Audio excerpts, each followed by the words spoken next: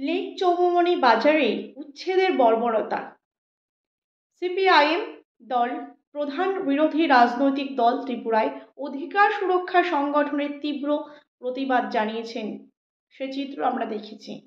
Lake Chowmuhani বাজারে bulldozer চালিয়ে শত শত ক্ষুদ্র ব্যবসায়ীকে উচ্ছেদের ঘটনাকে সিপিআইএম ত্রিপুরা রাজ্য কমিটি এবং অধিকার সুরক্ষা সংগঠন একযোগে তীব্র নিন্দা প্রকাশ করেছে এবং ধিক্কার জানিয়েছে। তারা দাবি করেছে ক্ষতিগ্রস্ত ব্যবসায়ীদের যথাযথ ক্ষতিপূরণ এবং বিকল্প পুনর্বাসনের ব্যবস্থা করাতে হবেই অবিলম্বে। বিরোধী দলনেতা জিতেন্দ্র চৌধুরী তিনি এই নিয়ে কিন্তু ক্ষুদ্র ব্যবসায়ীদের সঙ্গে এবং যারা হচ্ছে সেখানে যারা এই উচ্ছেদ যাদেরকে করা হয়েছে তাদের পাশে গিয়ে তিনি দাঁড়ান এবং কথা বলেন। প্রিয় দর্শক বন্ধু, আপনারা দেখছেন সঙ্গে প্রগতি ইউটিউব চ্যানেলে সবাইকে স্বাগত জানিয়ে শুরু করছি আজকের প্রতিবেদন।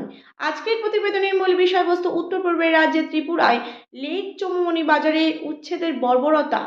সিপিআইএম তীব্র প্রতিবাদ জানিয়েছেন এবং অধিকার সুরক্ষা সংগঠনের তীব্র কিন্তু প্রতিবাদ জানিয়েছেন ইতিমধ্যেই, তা কিন্তু আমরা সকলেই জানি। বিস্তারিত খবরের আলোচনায় যাওয়ার আগে দর্শক বন্ধু জানিয়ে রাখবো, নতুন দর্শক হয়ে থাকলে অবশ্যই চ্যানেলটিকে সাবস্ক্রাইব করে পাশে থাকুন নতুন ভিডিওর আপডেট পাওয়ার জন্য। ভিডিওটি ভালো লেগে থাকলে অবশ্যই লাইক করুন, শেয়ার করুন, আপনাদের মতামত অবশ্যই কমেন্ট বক্সে কমেন্ট করে জানান।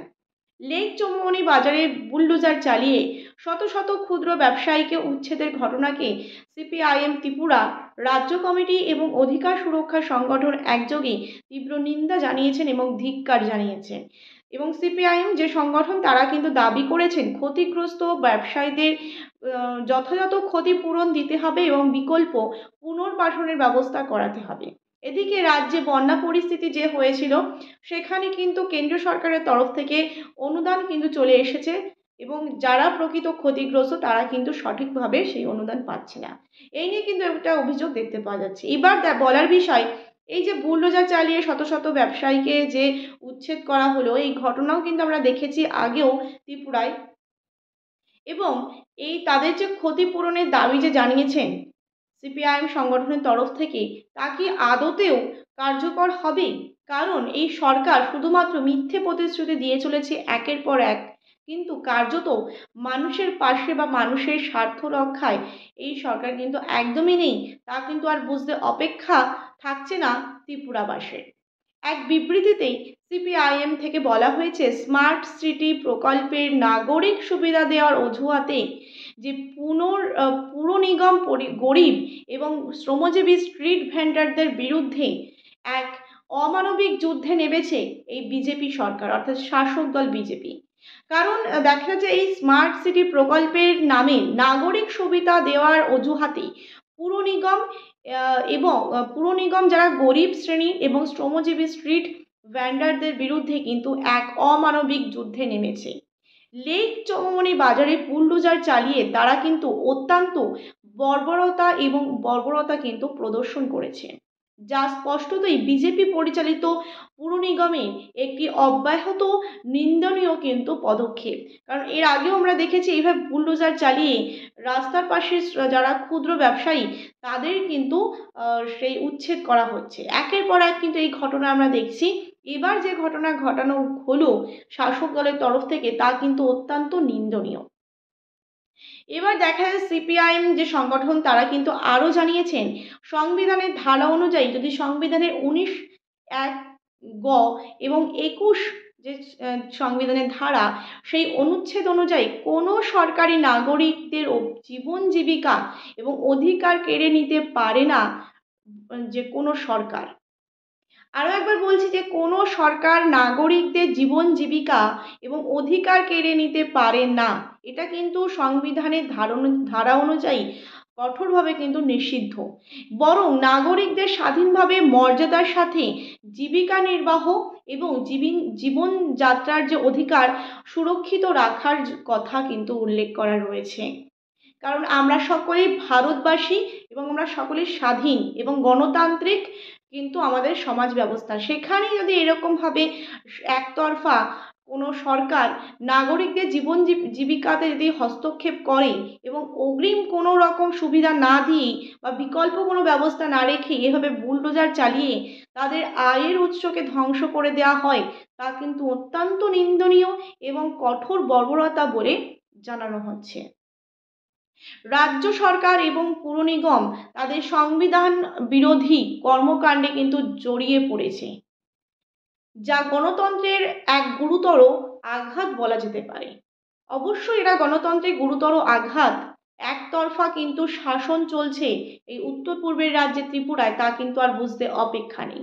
এবার এছাড়াও ক্ষতিগ্রস্ত যারা স্ট্রিট ভেন্ডার, তাদের জীবন জীবিকা রক্ষায় সরকারের কিন্তু কার্যকর কিন্তু পদক্ষেপ এবং প্রয়োজনীয় পুনর্বাসনের দাবি কিন্তু জানানো হয়েছে সিপিআইএম এর তরফ থেকে।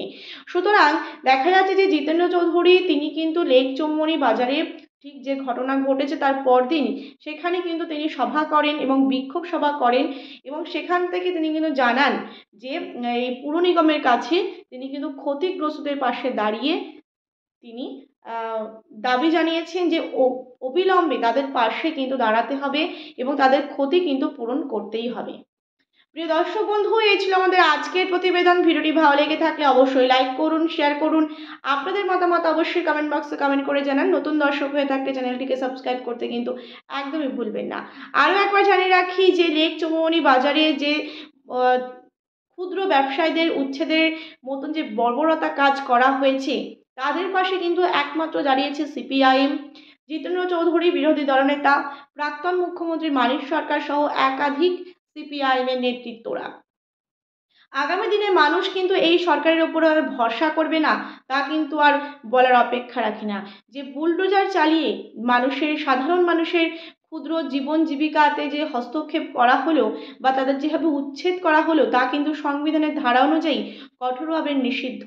কোনো সরকার এই রকমের কিন্তু বর্বরতা কাজ কিন্তু করতে পারে না। সেখানে এমন কাজ অত্যন্ত নিন্দনীয় এবং জানানো হচ্ছে যে সংবিধানের ধারা অনুযায়ী প্রত্যেক সাধারণ নাগরিক তারা কিন্তু স্বাধীনভাবে জীবন জীবিকা চালাতে পারে, তাতে কিন্তু সরকারের কোনো হস্তক্ষেপ করার অধিকার নেই। সেখানে যে এরকম একটা কাজ করা হলো এবং রাজ্যের মুখ্যমন্ত্রী মানিক সাহা তিনি কিন্তু এখনও চোখ বন্ধ করে রয়েছে এই বিষয়ে। কবে তিনি এই বিষয়ে সজাগ হবে তা কিন্তু কারোর জানা নয়।